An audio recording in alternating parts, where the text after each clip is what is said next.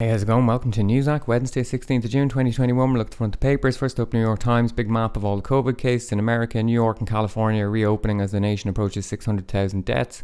Down the bottom here, in emails, Trump pressed Justice Department on false election claims. Okay, something about Andrew Cuomo's mate being done for taking $300,000 worth of bribes. Beside that, Biden's priority in facing Putin is digital, not nuclear threat. I think they're meeting in Geneva today, so if you're in town, get out of town. Down the bottom, rocket attack in Gaza. Israel hit Gaza with airstrikes after a provocative Jewish gathering in Palestinian areas of Jerusalem. USA Today, California at crossroads and homeless crisis. 600,000 deaths in the US. Biden-Putin thing. Something about getting Asian Americans elected. Wall Street Journal, California thing. US-EU halt Airbus-Boeing trade dispute. So some kind of gesture of goodwill from the Biden administration to stop lashing tariffs onto these companies for whatever reason it was. Something about China rewriting history. Lockdowns are over, but we'll always have the quarantini. I don't know what that is. I hope it's a drink with a lot of alcohol. National Post from Canada. Justin Trudeau lets the mask slip. Okay, Conservatives are pissed off he wasn't wearing the mask 24/7 at the G7 or whatever. Greens driven by conflict discord. Something about Greens getting a new leader in Canada. July hopes for border reopening. That's the Canada-US border. I would advise Canada to rethink that, to be honest. The Australian, without women we are lost. That's enough of that headline. Prime Minister sealed historic UK pact. There's the Queen and Scott Morrison. They've organised some trade deal. I mean, not the two of them. Presumably it was done with the actual government, but zero tariff, zero quota stuff. They'll be able to import beef, all that type of thing. Financial Times. There's the man who invented the internet, Tim Berners-Lee. He's going to sell an NFT with his original code. Good stuff. Chancellor faces £4 billion bill to keep Tories triple lock pension pledge. Alright, something about PricewaterhouseCoopers hiring 100,000 more staff because of all the money they get from governments worldwide giving them advice. Irish Examiner picture from yesterday, people protesting about the mica scandal. Basically, the mica thing was like houses can be built with building blocks of concrete that should have no more than 1% of mica, but some houses were built with 17%, and now they're falling apart, and people are annoyed, obviously.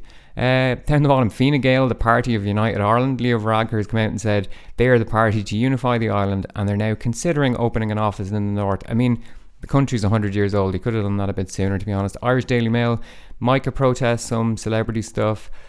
Irish Sun, racing, football, mica scandal. Guardian, COVID vaccinations to be mandatory for care home staff. Alright, story here about Daniel Morgan. This guy was killed in the 1980s, and it's found that the police were really corrupt about the way they investigated it and probably most likely covered up whoever did it. Over on the right, ex-advisor, Tories are inflaming culture war. Good one, mate. I don't need you to tell me that. I see it here every day of the week. The front of the Independent, 4 stories. Climate crisis, Priti Patel, COVID and opioids or something. Football, there's the Daniel Morgan story. Australia trade deal will send farmers to the wall. Okay, not happy because of the zero tariffs and what have you. Daily Torygraph opinion piece in the top from Alison Pearson. This woman was pro-Brexit. She also said that vaccines cause autism. She's anti-mask. She's called for internment camps in the UK. She's also anti-trans. Let's see what she's saying. Our country is being turned into a hysterical outlier. Yeah, maybe by the likes of you. Story on the left about vaccinating children. Story on the right also about vaccines. Picture in the middle of someone at Royal Ascot wearing a very silly mask that says only removed for champagne. Something about EU, Boris Johnson, and else down here. Power cuts maybe on the way. GB News faces advertising boycott. Okay, so IKEA and some other companies have said they won't advertise on this new right-wing Fox News style channel in the UK.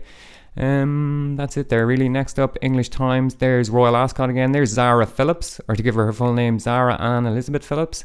She is, of course, the niece of Prince Andrew, who's wanted for questioning in relation to the paedophile billionaire financier Jeffrey Epstein, RIP. Also the Daniel Morgan story on the front, COVID jab story. And down the bottom we want to touch on 5,000 migrants crossing the channel this year already. Okay. Daily Mail, rotten to the core. That's the Daniel Morgan story again. Something about cruises. Daily Mirror, football, racing, human interest story, also football, holidays. Daily Express, fun day at the races, but someone is missing. I guess Prince Philip is missing because he's dead, and I think the Queen stayed at home, watched it on the telly. Fair play. I wouldn't really like to go to something like that, to be honest. Trade deal unleashes new global with Britain. Okay, rah from the Express. Good times. Metro, there's Zara again with her sunglasses on, presumably so no one can recognise her, and ask her about Prince Andrew. Also story about jabs. That's it for today. Pretty short one. Hope you all have a good one. If you want to stay off corporate media, just click the link in the description. Alright, thanks. Good luck.